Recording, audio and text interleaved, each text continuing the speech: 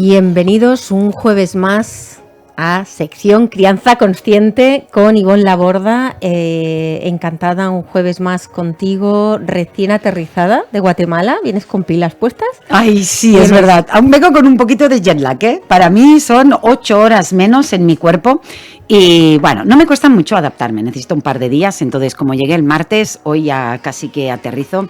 La verdad que sí, que ha sido una experiencia maravillosa poder volver a subirme a un escenario. Las personas guatemaltecas, bueno, ¿cómo se diga? También tuve el honor de poder estar con Madres Koala de Guatemala. Ya sabes que tenemos esta comunidad online y también han hecho las comunidades así presenciales, o sea que sí, ha sido maravilloso. Claro. Y bueno, pues recibida aquí y seguimos con... Esta semana es un tema que hemos ido tocando, pero lo queríamos profundizar porque creo que está demasiado en auge, desafortunadamente, que son los niños etiquetados, ¿no? Sí. Cómo la sociedad no deja que los niños no sean niños. Sí. No sé cómo, pero yo me lo estoy encontrando en entorno, porque yo soy mamá y súper diagnósticos, yo creo que ya incluso en la escuela los mismos profesores ya parece que hacen casi de psiquiatras o de psicólogos con una obsesión a ver el diagnóstico, y creo que es importante porque ver tu versión, que incluso un día nos quedó pendiente de hacer como un debate. ¿No? No estaría mal. Con alguien. Con un médico, con un psiquiatra de diferentes índolas y líneas. Claro. Este tema sería brutal, pero hoy tenemos a Ivonne, que es su sección, y igual yo le voy a hacer de vez en cuando de diablo. Exacto, de abogada del diablo. Así que, primero de todo, la sociedad a menudo etiqueta a los niños con términos como hiperactivo o alta demanda. ¿Cuál crees, Ivonne, que es el... déficit de atención. Sí. Perdona, dime. Sí. ¿Cuál crees, Ivonne, que es el impacto de estas etiquetas en el desarrollo emocional y psicológico de ese niño? A ver, ese impacto puede ser, depende, ¿no? De cómo los padres reciben ese diagnóstico.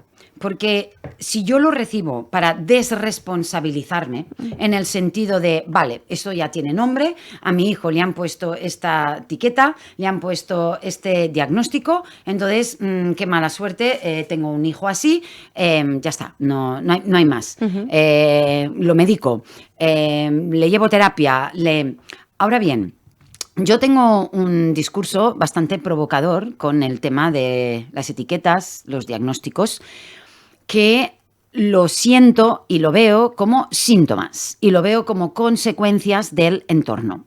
Por ejemplo, hay una hiperdiagnosticación de los niños en muchos ámbitos, muchísimos. Y el de déficit de atención o el de hiperactividad es uno de ellos. En el sentido de... hay niños que no todos somos iguales. O sea, yo lo que defiendo es la diversidad.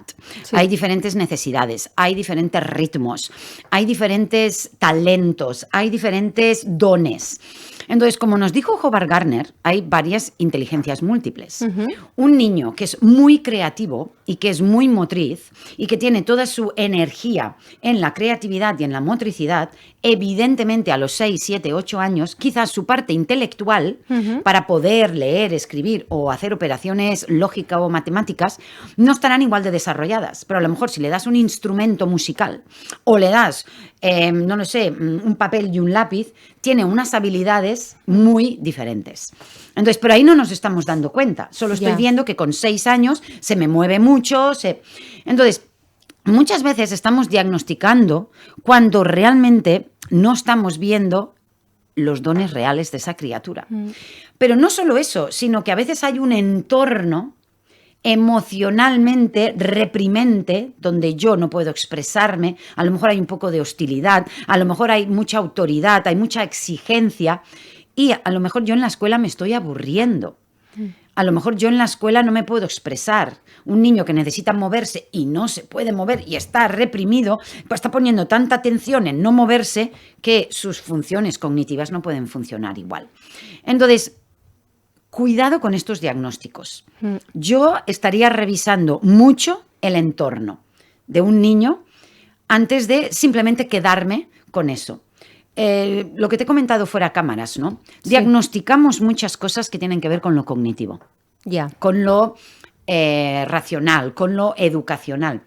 No etiquetamos un niño muy hábil motrizmente y decimos no sé, ¿no? Hipermotriz. Sí, o alguien creativo que tiene una capacidad creativa, no decimos, ¿no? Fuera de serie creativamente, o no le decimos déficit de creatividad, déficit de inteligencia musical, déficit de... No, o sea, entonces, cuidado, porque normalmente lo creativo va por un lado, lo motriz va por otro lado, lo deportivo va por otro lado, y nos quedamos mucho en la parte racional, que es donde está el sistema educativo, para que todos hagan lo mismo, estudien lo mismo, aprendan lo mismo, al mismo ritmo, de la misma manera, y unificándolos. Entonces no estamos viendo esa diversidad o potenciando los verdaderos talentos que tiene cada niño. Entonces, yo cuando era docente, hace muchos años, yo fui docente antes de que naciera mi primera hija, que actualmente tiene 20 años. Esto del déficit de atención o hiperactividad, oías uno, pero tan de vez en cuando que, bueno, no tenía peso. Y tampoco le poníamos tanta energía. Y yo, ya entonces, con 20 y pocos años, pensaba, ¿será que se aburre? ¿Será que yo podría hacer algo para que esté más pendiente? Entonces yo me daba cuenta que cuando a lo mejor yo cambiaba la clase, le hacía participar más, le dejaba levantarse o moverse, o le dejaba sentarse en el suelo, ostras, ya se comportaba diferente aquel niño. Entonces, no sé por qué, pero intuitivamente pensaba... Bueno, déficit de atención. A mí también me costaría prestar atención si algo no me gusta o si algo no me interesa, ¿no? Entonces, hay mucho diagnóstico que para mí son síntomas y consecuencias del entorno. ¿Puedo poner el ejemplo de la palmera que te he dicho antes? Sí. Mira, vale, lo voy a poner. Una palmera, normalmente, si crece en el entorno adecuado, con el clima adecuado, crece hacia arriba, ¿verdad? Y es como recta, le van creciendo, ¿no? sus palmeras, ¿no? Sus hojas, van así, y las de abajo se van secando, van cayendo, etcétera. ¿Os habéis fijado en los países tropicales que la mayoría de palmeras que nacen al borde del mar son estas típicas palmeras que crecen inclinadas, que luego son esas fotos tan bonitas sí. que subimos sobre ellas? ¿Diagnosticaríamos esa palmera con déficit de verticalidad porque no sabes ser vertical? ¿O tiene algo que ver el entorno que crezca así? Quizás como ha crecido y está tan cerca del mar que viene la brisa por aquí, viene todo el aire, le ha obligado a adaptarse a ese entorno de una manera que necesita ponerse así. Entonces, bueno, pues ese entorno hace que la palmera sea así. ¿Cuántos niños, para adaptarse a un entorno antinatural para ellos, por exigencia, por aburrimiento, por represión, por lo que sea, porque se les pide a una edad algo que a lo mejor lo harían de una forma totalmente natural a los 8, pero no a los 5, o a los 12, pero no a los 9. Y a lo mejor nuestros hijos, algunos, son esa palmera, pero no porque no sepan ser una palmera recta, sino porque a lo mejor están al borde de una playa y con ese clima y con esos aires y con esa arena, pues le obliga a estar así tumbadito y lo diagnosticamos. Sí, cuando te estoy escuchando me viene mi propio hijo porque a día de hoy no tiene ningún diagnóstico, pero sí tiene un tema con la visión, que bueno, con ejercicios lo va a recuperar, pero claro, ya va un poco en delayed respecto a los compis, ¿no? Sí. Porque va a un colegio al uso, no va a un colegio. ¿Qué pasa? Me estoy encontrando un poco con eso y ahí yo creo que como padres, los que nos oigan o madres, llega un momento que es complejo. ¿A qué me refiero? Yo elegí ese colegio por múltiples cosas. Me encuentro que cuando eres un poco diferente, en este caso no hay diagnóstico, vuelvo, repito, pero sí ya empieza a haber como agravantes respecto a sus compañeros. ¿Qué dificultad hay que, aun con conciencia que yo la tengo, poder acompañar a mi hijo porque en el colegio se rigen por otras normas, ¿no? Entonces me estoy cuestionando muchas cosas porque el acompañamiento soy yo lo estoy intentando mediar, pero luego la rigidez del sistema... pues es la que es, ¿no? Sí, yo sería muy honesta. Yo sería muy honesta en el sentido de explicarle que el sistema educativo, por lo menos el que estamos en esta escuela, le podéis poner ejemplos de otros sitios, pero que por el motivo que sea vosotros no podéis ir, unifica a los niños.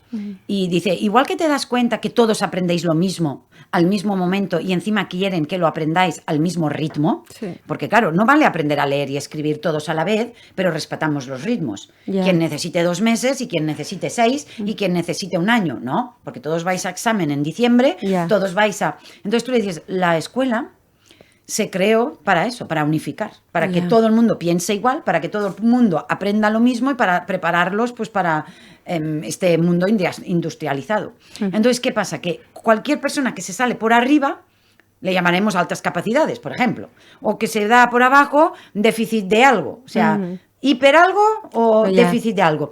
Entonces, la gran mayoría que se pueden adaptar a lo que se les pide, pues están ahí. Los un poquito por aquí, un poquito por allá, un poquito por aquí, un poquito por allá, son los que vamos a diagnosticar. En vez de aceptar esa diversidad y aceptar esas necesidades, talentos y roles diferentes. Entonces tú le dices, mira, cariño, en la escuela a fulanito le dicen que es tal, o le dicen que tiene tal, o le dicen que no sé qué. Bueno, para mí todos los niños tienen necesidades diferentes. ¿Verdad que a ti te gusta esto y a tu amiguito no? ¿Verdad que a ti se te da súper bien esto y al amiguito se le da súper bien lo otro? No es que tú tengas un problema de que no se te da bien bailar, ni que él tenga un problema de que no se le da bien el básquet. Simplemente a él le gusta más la música y pone toda la energía ahí. Y todo está bien. Y le dices, porque todos hemos venido a aportar algo diferente. Si solo fuéramos todos músicos, ¿quién nos cuidaría en los hospitales? ¿Quién sería profe? ¿Quién entrevistaría gente? Entonces, está muy bien que haya músicos, que haya deportistas, que haya agricultores y que haya... Porque tiene que haber de todo, cariño. ¿Y por qué hay de todo? Porque todos somos diferentes. Qué bueno esto que estás diciendo, me lo apunto. Sí. Y esto el niño pequeño, lo entiende muy bien. Sí, lo que pasa es que bueno, es una batallita así que me hace cuestionarme, incluso si continuar en este mismo sistema o no, pero más allá de eso, ahora que dices esto es brutal, porque escuchaba el otro día que hemos hablado de esto, de un médico que es bastante reconocido, psiquiatra, que hablaba, dice, imagínate que el DSM que estamos a día de hoy, el DSM diagnóstico que diagnostica, pues eso, TDA, trastorno de la conducta alimentaria, todos los trastornos que existen en el mundo mundial están ahí en una bitácora, ¿no? Dice, imagínate si eso hubiera existido antes de que se hubiera creado la pintura, la música, todos estos medicamentos para tapar. Menos mal que aún no estaba, ¿no? Lo decía con otras palabras y quizá mejor bien dicho, creo que se entiende, Él recomienda coger eso y tirarlo. Y tirarlo. Es decir... Es que es así. O sea, es muy disruptor esto que vamos a decir y es muy provocador. Yo entiendo que el diagnóstico calma al adulto, le relaja, porque es una manera de decir, mi hijo tiene o mi hijo es. Entonces, es como me relajo. Sí. Pero entonces me desresponsabilizo. Entonces parece que eso no tiene solución. ¿No? Es como, ¿vale? Si hay algo físico, real, ¿no? Le falta un dedo, pues ya está, le falta un dedo. Nace sordo, pues nace sordo y me adapto a eso. Ok, pero esto, que simplemente es esa diversidad y que realmente... Ese sí, el ser humano, es como si todas las flores quisiéramos que olieran igual, que todas las flores tuvieran el mismo pétalo, ¿no? Que todos los reptiles andaran igual de rápidos, ¿no? Hay reptiles de la pared que van súper rápidos, hay reptiles como la tortuga que van lentísimos. Entonces, dentro del ser humano y dentro del mamífero niño hay toda esta diversidad. Entonces, yo no estoy a favor del diagnóstico. Entonces, si a ti te ayuda porque el entorno ha provocado que a tu hijo le cueste esto o para sobreadoptarse, entonces que eso te dé una información y a lo mejor te ayude a comprender, ostras, pues si le cuesta prestar atención, ¿qué tendrá que ver el entorno?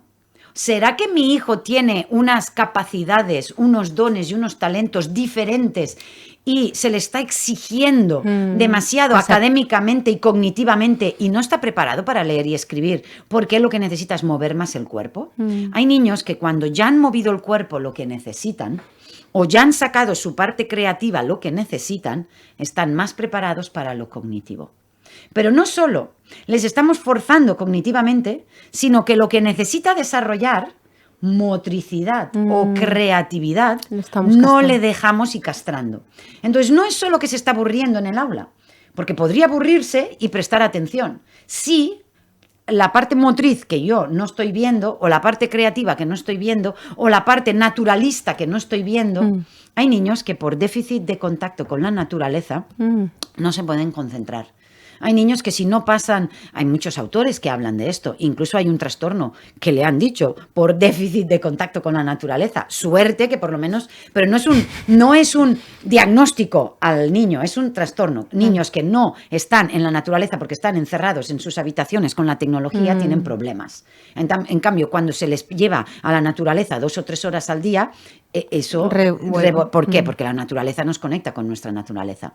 Entonces, si nosotros pasáramos suficientes horas en la naturaleza, nuestros hijos tuvieran la libertad de moverse cuando necesitan, tuvieran la libertad de jugar lo que el cuerpo ha diseñado y la parte creativa, veríamos como la parte cognitiva, racional de aprendizaje iría mejor. Todo y así, aprender es emocional.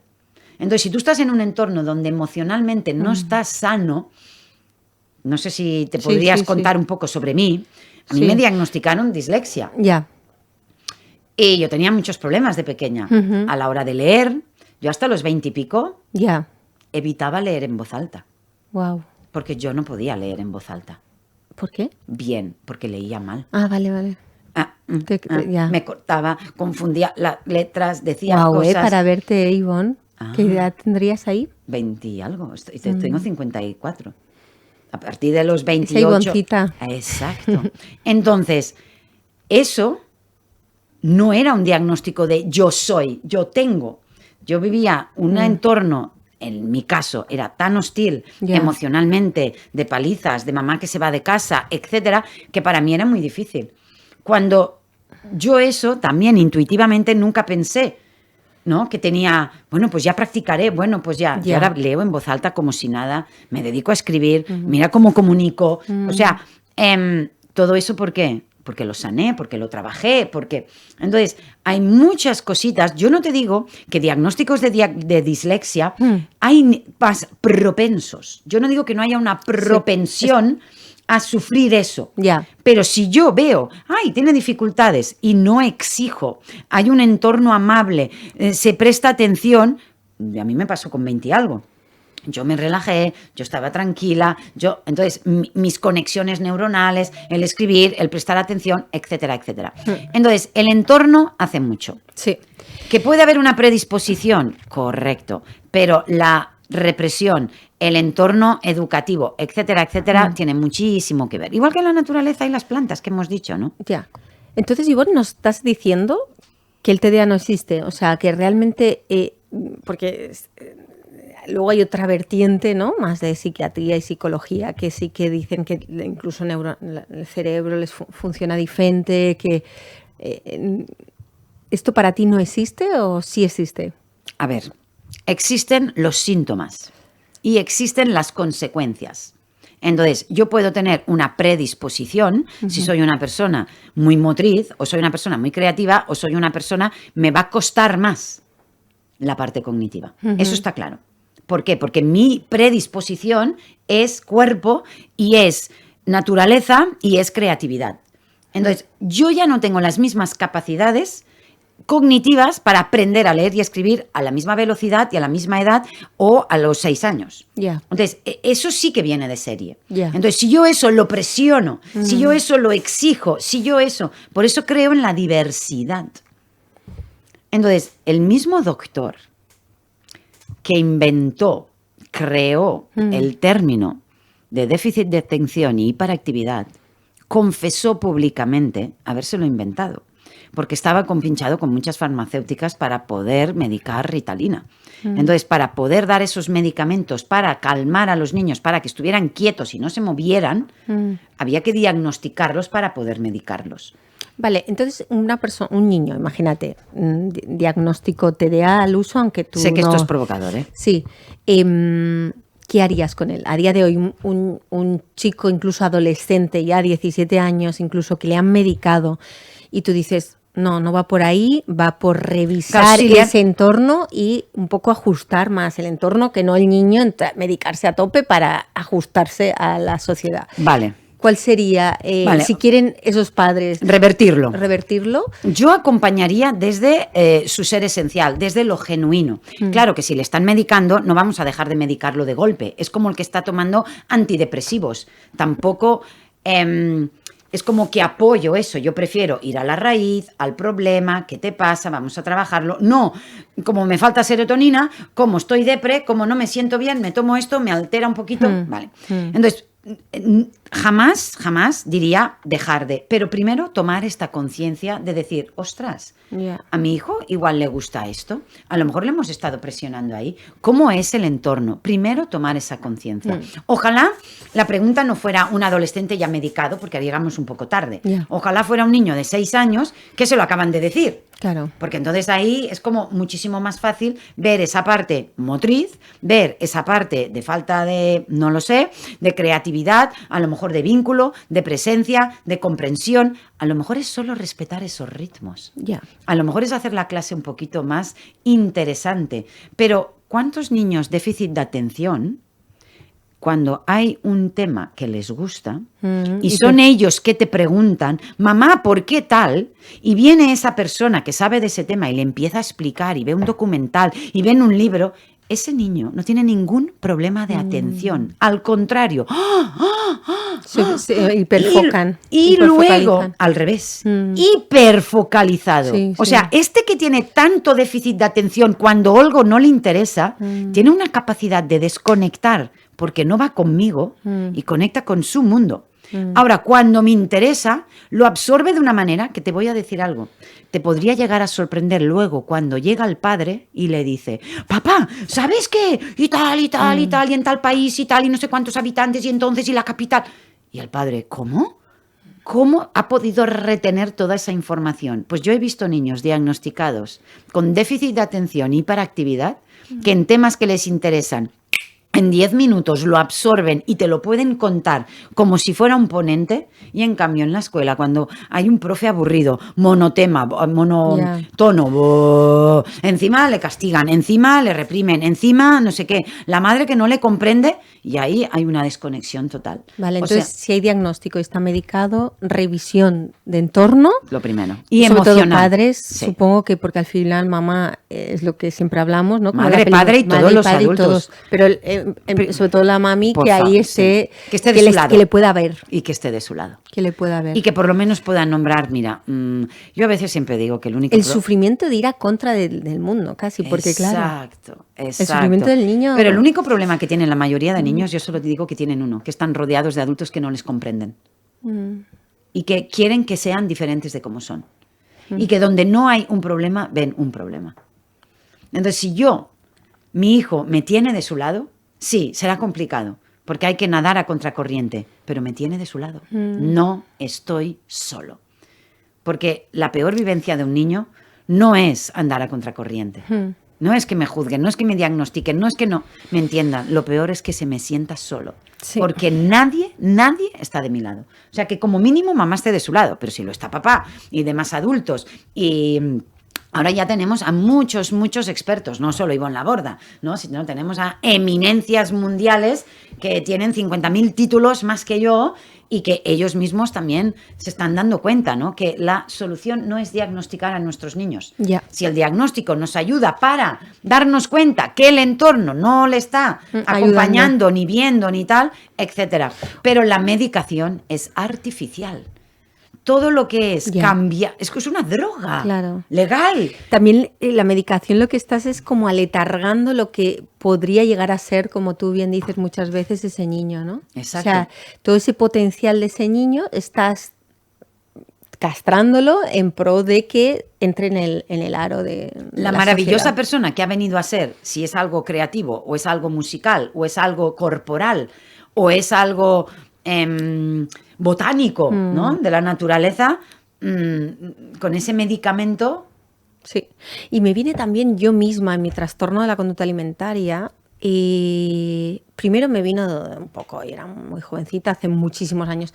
Pero luego llega un momento que te etiquetas tanto ahí, que recuerdo una terapeuta Gestalt, que fue la primera gestáltica que empecé a hacer un clic realmente en mi sanación, que me dijo, tú ya no eres bulímica. Exacto.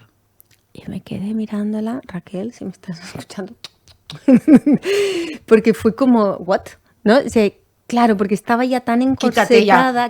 Quítate ya ese traje. Y vamos a empezar a mirar otros lindes, otras cosillas que realmente eso solo era sufrimiento. Yo cogería el DSM y en vez de la basura lo sustituiría por sufrimiento. Listo. Y eso era un síntoma, o sea, eso es una consecuencia. Una persona no es bulímica, ni es anoréxica.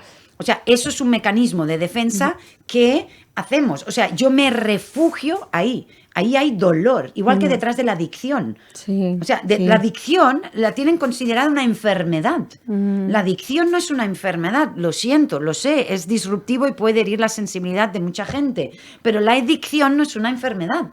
La adicción es un síntoma del dolor y del vacío que yo necesito tapar con esa sustancia. Una persona feliz, contenta, en paz y desarrollándose y convirtiéndose en la maravillosa persona que ha venido a ser, no se vuelve adicto. Sí. No necesita refugiarse ni taparse en ninguna sustancia para calmarse, ya sea comida, ya sea droga, ya sea tabaco o ya sea alcohol. Entonces, detrás de estos trastornos, anorexia, bulimia, hay dolor. Sí. O hay influencias. Ahora en las redes sociales, las niñas, ¿no? Ahora el lunes 26 voy a estar ofreciendo una masterclass hablando sobre todo el problema que estamos teniendo con las pantallas, ¿no? El uso, el abuso, etcétera. Entonces, de acuerdo, no todas las bulímicas o anoréxicas vienen de un entorno hostil, a lo mejor en su casa, pero a lo mejor hay una gran influencia en las redes. Pero si yo no la estoy acompañando, porque me olvido de que mi hija está consumiendo ese contenido con 12, 14 años, a lo mejor sí que entra en ese espiral. Y ya es hostil, porque de algún modo hay una desidia ahí, hay un abandono de algún modo, sin hacer sentir culpable a nadie, pero sí, hay un abandono de no estoy viendo a mi hija que está abocada a un móvil y yo dónde estoy ahí, y ¿no? Mirando a niñas jovencitas y que le están diciendo, puedes vomitar. Ya. Tranquila, es heavy, no pasa nada. Entres en un grupo de WhatsApp, cómo mantener el peso. Esto lo ha habido toda la vida. Existe y lo que pasa es que ahora es peor. En día, secretos y tal, que te explican cómo mantenerte a raya, sin dietas y tal, y te dicen que te puedes comer no sé cuántos donuts. Y potenciándose. Exacto, y cómo vomitar y cómo hacer que tus padres no se enteren y bla, bla, bla, bla. Sí, sí. Ivonne, si tuvieras que dar un consejo, sobre todo clave para padres o educadores, sobre cómo criar y guiar a estos niños sin caer en la trampa del etiquetado, ¿cuál sería el más? ¿O cuál es?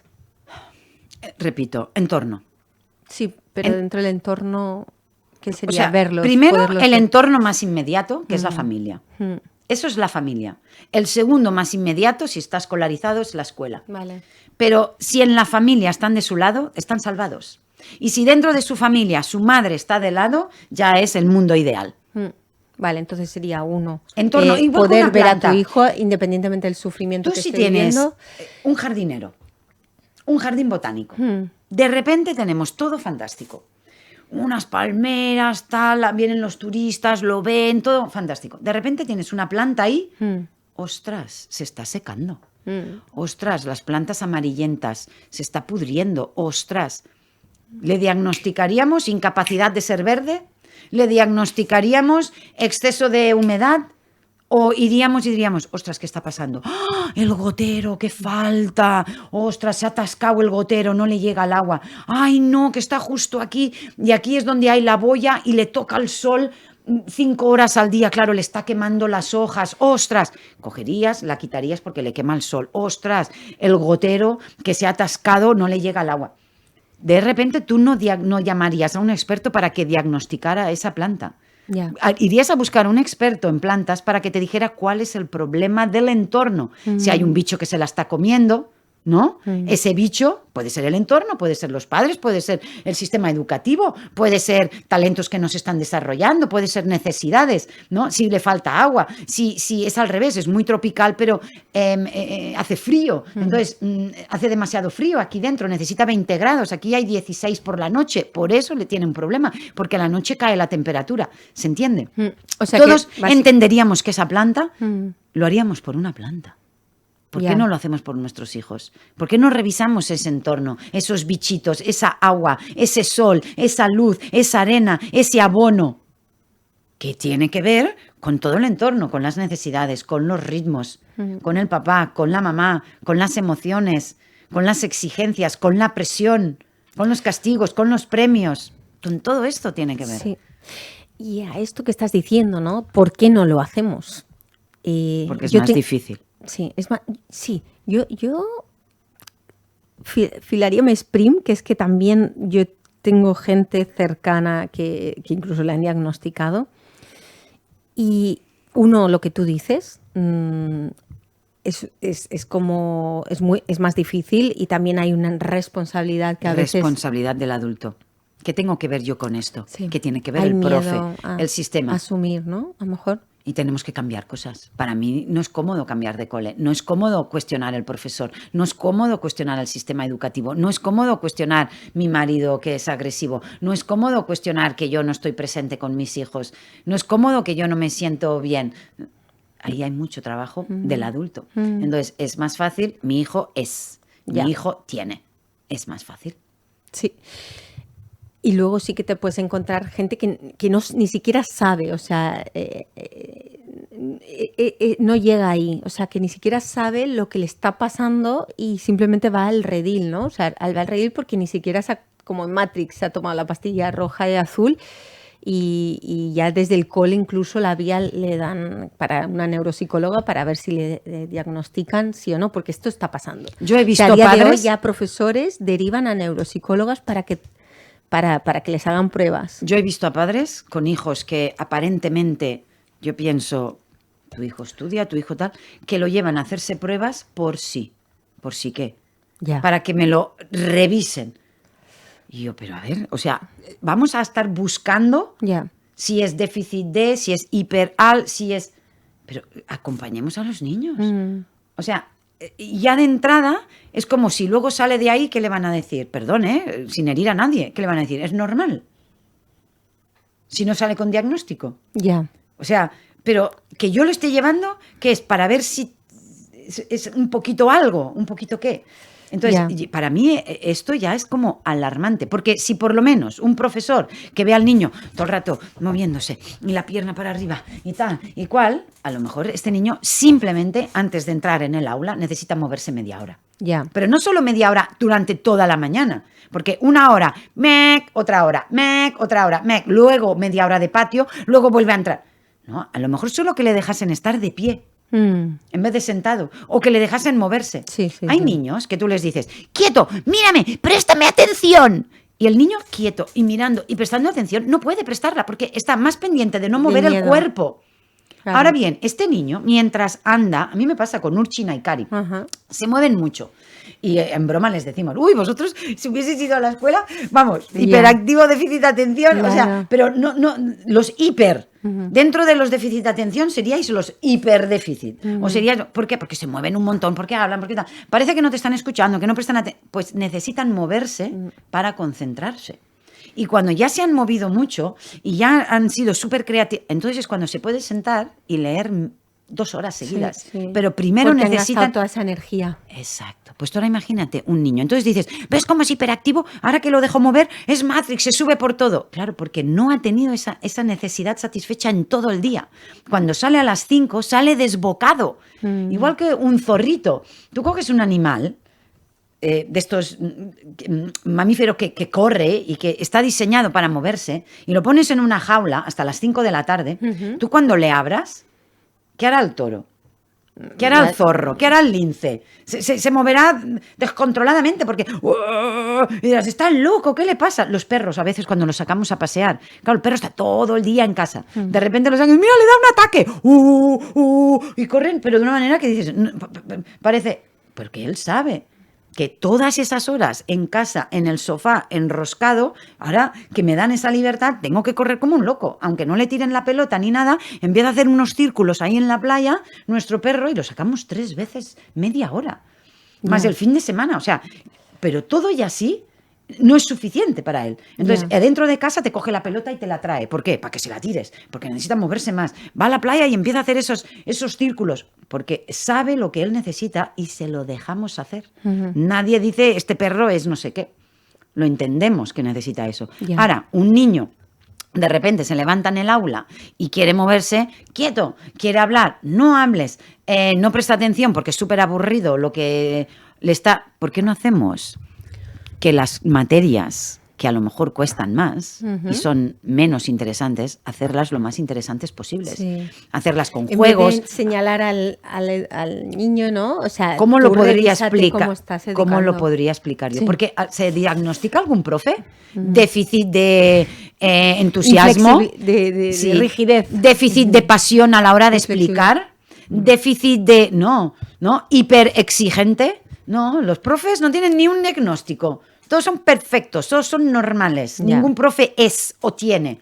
Y perdona, hay profes aburridísimos. Y hay profes pesadísimos. Y hay profes con una conexión con los niños que se los ganan. A mí me pasaba con el inglés, modestia aparte, ahora parece que quiero presumir de mí. A mí me llegaban alumnos en la selectividad, cuando yo les preparaba, porque yo trabajé con niños pequeños, luego con adolescentes y luego adultos.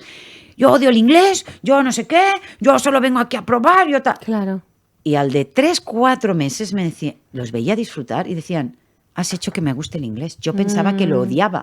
Y yo digo, y entonces llegábamos a conclusiones que un profe te puede hacer odiar una asignatura. Sí. Entonces, vale, no es mi pasión los idiomas, pero por lo menos me has hecho que me conecte, me divierta y no sea tan tedioso, porque lo hemos hecho con juegos, lo hemos hecho con teatro, lo hemos hecho con conversación, lo hemos hecho saliendo fuera. O sea, bueno, da igual, ahora no vamos a estar hablando de cómo hacer clases de inglés, ¿no? Pero ¿me entiendes, no? Totalmente. Entonces, inténtalo. Una cosita, Ivonne. Más allá ahora del entorno, ¿no? Y de que un poco lo que estás diciendo hasta ahora es que hay diferentes inteligencias, hay formas de pensar, sentir y actuar diferente, depende de la persona y en este caso de los niños. Vale, hasta ahí llegamos, pero ¿cuánto tiene que ver también si ha habido trauma no en esto o no? ¿O para nada para ti? Total y absolutamente. Pero digo, mira, no entremos ahí porque entonces ya pensaremos que todos los niños diagnosticados vienen de trauma. Ya. El trauma, lo que más. Ya. Como fue mi caso. Ya. A mí, cuando me costaba tanto leer, hasta los 20 y pico, no poder leer en voz alta. Sí. Bien, me refiero. Sí, lo evitaba. Me daba un miedo cuando quedábamos el grupito de amigas, que íbamos al cine. Y en aquella época cogíamos la cartelera, que era el periódico. Y una lo cogía y leía, y luego la otra, o la carta, una que a veces no había muchas cartas, que lo leía. Yo, o sea, era pánico a leer en voz alta. Pánico. Entonces, en mi caso era trauma. Sí. O sea, muchas de estas cosas. Pero trauma nos pensamos que solo es palizas, abusos sexuales. No. Trauma es toda experiencia traumática para el niño. Nacer con fórceps es traumático. Ya. Que no estén presentes contigo y estés solo y llegues a casa solo y te vayas solo y que luego cuando sí están tampoco estén porque están ocupados y están cansados y están... Eso es traumático, es hostil. Entonces, trauma no es un huracán, un tsunami, que se muera mi padre en un accidente de coche, un suicidio, un abuso sexual o una paliza con correa. Eso claro que es traumático, pero trauma no es solo eso. Trauma es toda experiencia que va en contra del desarrollo humano, sano y diseñado. Sí. Un niño que tiene que moverse y no se le deja mover y no se le deja y no, es traumático para el sistema nervioso. Un niño que quiere llorar, que quiere expresar, que quiere hablar, que quiere preguntar, que eso es lo que me pasaba a mí, que quiere moverse y tal, y no se le deja y se le calla y venga, y pa, y tal. Eso es traumático para las emociones, para el cuerpo. Entonces, ¿qué tiene que ver el trauma? Yo no quiero poner tantos porcientos, pero lo que más. Total. Por eso digo entorno, para decirlo suave, pero ya que lo has dicho, ya que tocamos la masa madre, pues vamos a tocar la masa madre. El entorno es hostil. y el entorno crea trauma. Y ahí me viene una de tus frases que es brutal y también es bastante disruptiva, que es: si mamá falla, todo falla. Y yo sí que creo que es un poco linkeado al entorno, ¿no? Que si tú puedes ver más allá de tu dificultad, porque ves que tu hijo se mueve mucho, no se concentra, ¿no? Y claro, es el diferente, ¿no? Pero aún así puedes verlos de forma tierna y cariñosa, le puede sanar muy mucho. Salvar. No lo decimos nunca aquí para culpar a nadie, pero sí para cambiar algo. Vamos a coger esta frase tan disruptiva que yo Sí. digo de si mamá falla, todo falla. Vamos a cogerla al revés. Si mamá me apoya, estoy salvado de Ahí todo. está. O sea, yo la digo disruptiva para incomodarnos lo suficiente, no para culparnos, sino para responsabilizarnos y saber el poder que yo tengo. A pesar de lo hostil que sea el entorno, a pesar de todo lo que ahí pase, si mi mamá me ve y me comprende, me cuida, me apoya y está de mi lado, da igual. Eso es lo que quiero decir. Ya. Eso es fallar, no estar del lado de tu hijo, no verle, no acompañarle, no escucharle, no protegerle, sino entregarle. Sí. Eso es lo que yo me refiero. No me refiero a fallar de que hoy no has jugado con él. Claro. No me refiero a fallar de que te has ido de viaje 2 días. No. Yo hablo de fallarle en el sentido biológico de estar de su lado. Qué difícil o qué fácil a veces la maternidad, ¿eh? Porque si ahora te estoy escuchando, y como ya llevamos un tiempo en esta sección, que es oro líquido, la verdad, estar con Ivonne, hasta ahora, pues yo estaba, Aaron no me mueve. Aaron es mi hijo. Yo del momento de la maternidad... De 7, 8 años, ¿no? ¿Ya? Sí.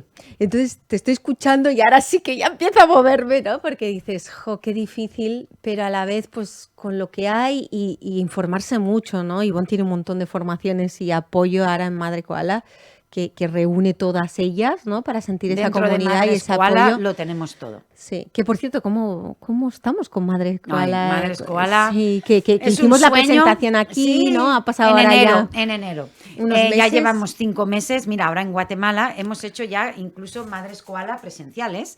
Quiere decir, esto es un proyecto online donde están todas las madres que forman parte, le hemos llamado Madres Koala, pero en diferentes ciudades de España y en diferentes países de Latinoamérica, pues ellas han creado sus tribus, pero presenciales sí quedan y tal. Entonces, fue un cambio de mirada y de modelo de todo lo que nosotros ofrecíamos desde el Instituto Ivonne Laborda. Vale. Porque había muchos cursos, había muchos talleres, había mis sesiones, hay invitados, hay escritura terapéutica, hay meditaciones, hay de todo. Y claro, pues había una que hacía un curso, otro, y ahora lo hemos juntado todo, mis sesiones, los invitados y todos mis cursos. Entonces, entrando en Madres Koala, una cuota al mes o una cuota anual que sale bastante mejor de precio, Claro. pues tienes acceso a todo. Tienes acceso a mí y luego también tenemos acceso a los grupos de WhatsApp. Esto es magnífico, porque son grupos de WhatsApp, hay 3.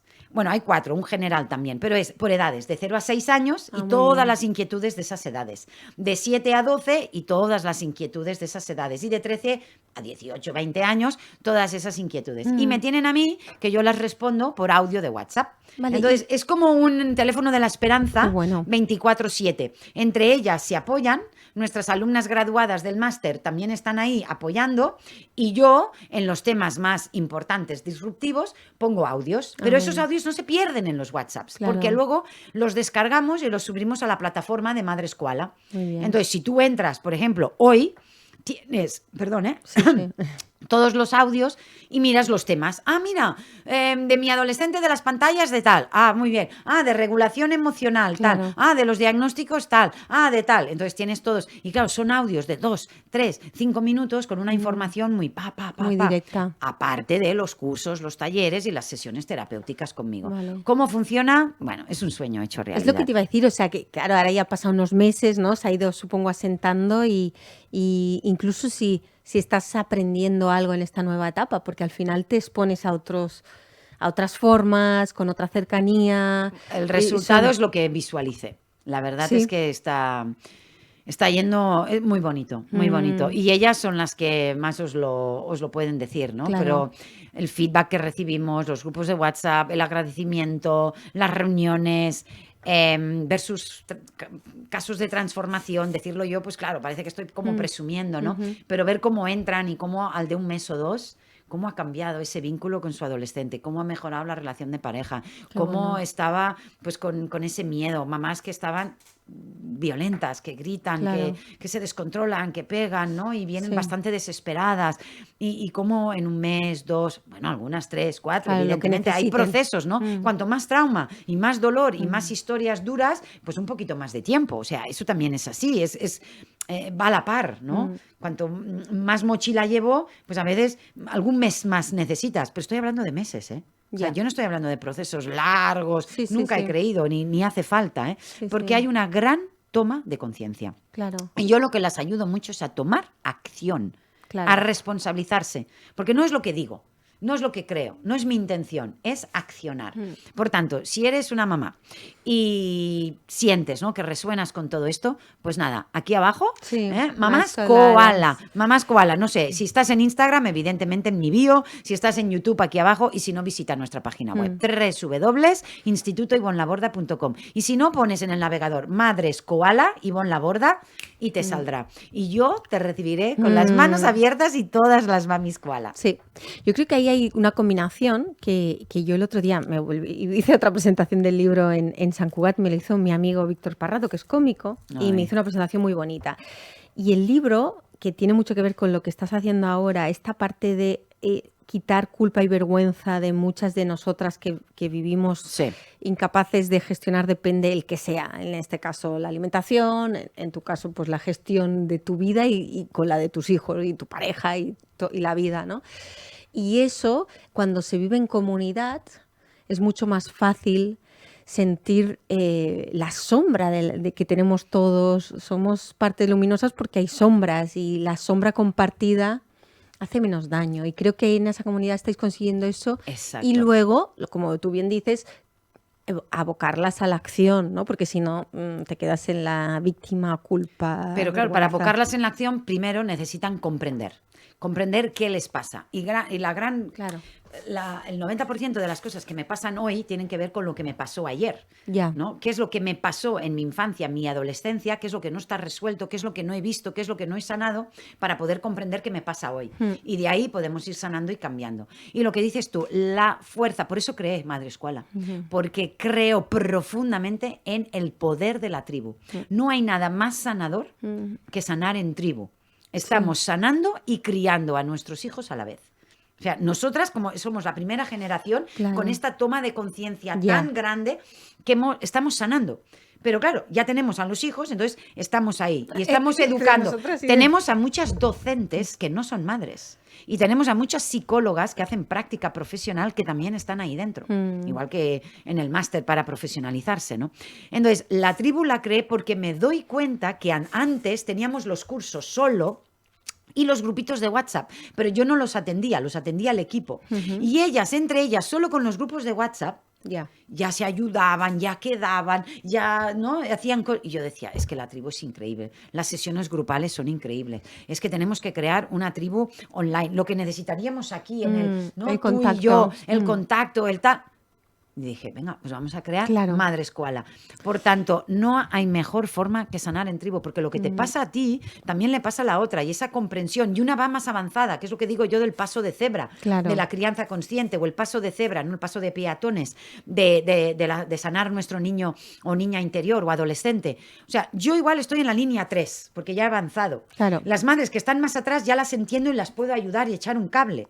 Pero las que están en la línea 15 me entienden a mí, me pueden echar un cable porque ellas ya han recorrido ese camino que yo todavía no. Luego está mi mentora Ivonne Laborda y la terapeuta, que va bastante más adelante, y qué tal, pero que también me apoyo con otros profesionales, ¿no? Entonces, bueno, que es divino. Que en tribu no hay mejor forma. Es nuestro diseño. Estamos diseñados para vivir en tribu y en comunidad. Y esto de estar tan solos y tan aislados también nos afecta. Nos afecta. Yo creo que también muchísimo. Una mamá sola, por muy equilibrada que esté, necesita de ese apoyo también. Precisamente la semana que viene voy a una cena benéfica que va completamente abocada a eso, también estoy con el abocado, a cuidar mucho en salud mental, ¿no? A las mamás, porque es muy difícil si no. ¿Qué más te cuento? Sí, esto linkeado con el trauma, claro, es es como trabajar en doble partida, ¿no? Es el trauma del niño por no sentirse visto. Cuando esa madre entra a esa comunidad y empieza a sentir, porque claro, pues se puede decir, bueno, es que lo ha heredado, porque también se dice que el TDA es heredado, que todos estos diagnósticos son heredados. Se hereda el entorno hostil, se hereda el no haber sanado y perpetuar. Es como el Glenn Doman. El Glenn Doman, creo que es el Glenn Doman, era obeso, súper obeso. Y le dijeron, ¿ves cómo la obesidad se hereda? Porque tu bisabuelo era obeso, tu madre era obesa o tu padre, ya no me acuerdo quién es, ¿no? Y él dijo, disculparme, la obesidad no se hereda. Lo que se hereda son los malos hábitos alimenticios. Ellos se alimentaban así y yo aprendí a alimentarme así. Entonces, tú puedes tener predisposición. Yo, por ejemplo, tengo un cuerpo que si yo comiera lo que quiero, yo me engordaría. Por ejemplo, Urchi, ¿no? y Naikari tienen son más fibrosos, tienen una constitución, un metabolismo más rápido. Claro. Esto es innato. Sí, Entonces, hay tipologías comiendo más cantidad, no. O sea, esto es una predisposición. O sea, sí, hay una parte que sí. Eso es genético, pero que mi metabolismo sea más rápido o sea más lento, que yo sea, lo que decíamos, ¿no? El TDA o el déficit de atención puede ser que yo sea una persona más creativa y sea una persona más motriz. Entonces, evidentemente que no tengo la misma capacidad intelectual, pero no porque tenga un desorden, sino porque yo he venido a aportar desde la comunicación, desde la creatividad, desde otro lugar. Pero tú, como me estás exigiendo que rinda igual que aquel que ha venido a aportar más desde lo cognitivo, si a aquel le estuvieras exigiendo lo creativo, también tendría un problema, porque no podría pintar como el otro.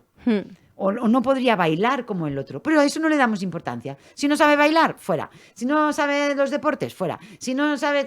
Pero lo cognitivo, a todos les presionamos un montón. Todos queremos que sean genios a nivel racional y cognitivo. Sí. Yo añadiría, con el ejemplo que has dicho de Glenn Gould, Glenn Doman. Es un músico, es un músico de clásica, que no solo aprendió a ver cómo comían otros, de bien o mal, sino que la ansiedad que podrían tener sus padres probablemente también era la ansiedad, porque no es un tema muchas veces solo educacional, sino de que por qué tienen esos hábitos. Y es mucho más profundo. Es el mismo ejemplo que antes estábamos hablando. Esos hábitos están provocados probablemente porque había un ambiente su manera de decirlo es, ellos me enseñaron a comer así. ¿Por qué? Para tapar mi ansiedad. O para tapar mi, ¿sabes? Sí. Él lo disfrazó y lo dijo así. Sí, pero bueno, sí. Es como una tirita, ¿no? Es como una forma de...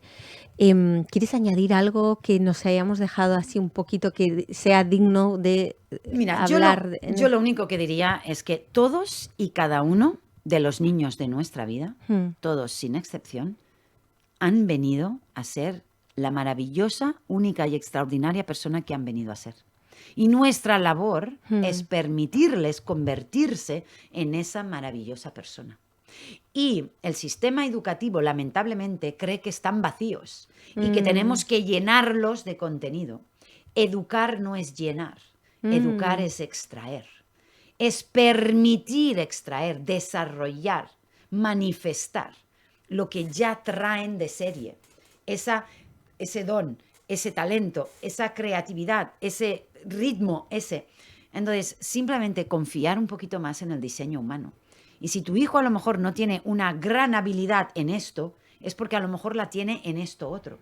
Y no poner el foco en lo que no se les da bien, sino poner el foco en lo que se les da súper bien. En la escuela, si no se te dan bien las mates, te dan extra de mates. Luego te ponen un profesor particular de mates. Luego te dan más deberes de mates. Luego se te queda para el verano mates. Y tengo que poner toda mi energía en las mates cuando yo no he venido a ser ingeniera. Y todo lo que se me da bien, nadie está poniendo energía en que a mí se me da bien hablar, se me da bien escribir, se me da bien dibujar, se me da bien... O las relaciones personales. O las personales. Es que lo difícil, perdona, es que a veces nos cuesta ponerle nombre porque volvemos al etiquetado Howard de lo Gardner, que nos han las dicho. 8 inteligencias múltiples, lo interpersonal y lo interpersonal, que tiene que ver con la comunicación. Entonces, ¿por qué? Creo que mi hijo está por ahí. Exacto, y porque yo también estaba por ahí. Mi hijo es que él es un alma de social. Exacto. Entonces, ¿por qué Y me voy a emocionar. Pues me encanta. Sí. Porque has dicho un clic. Has conectado con una gran verdad. Sí. Entonces, como te das cuenta, pues por eso te emociona. Entonces, no pongamos tanto la atención en lo que no se les da bien para que lo fomenten, sino pon la atención en lo que tu hijo ya manifiesta de forma natural, fácil y espontánea, porque su futuro va por ahí. Eso es lo que ha venido a aportar al mundo. Eso es lo que ha venido a aportar Aarón.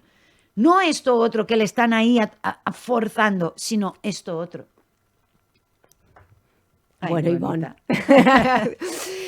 Yo no puedo estar más contenta de poder compartir esto con Ivonne y encantada, Ivonne. Gracias a ti también. Quien quiera participar en esta gran comunidad de Mamás Koala, pues estará súper bien recibida por Ivonne. Y un abracito. Un abracito enorme. Espero que os hayáis llevado, que hoy hemos dado herramientas, sobre todo Ivonne, y nos vemos el mes que viene. El mes que viene tenemos invitada, ¿verdad? Tenemos invitada a Marta León. Y esa invitada será nuestra próxima invitada de honor en Muy Madres bien. Koala para julio. Pero compartirá la entrevista aquí con nosotros, que nos hablará sobre salud y alimentación femenina. ¡Qué bueno! Pues nada, estaremos encantadas aquí y nos vemos prontito, nos vemos y nos escuchamos. ¡Chao! Besitos. Gracias.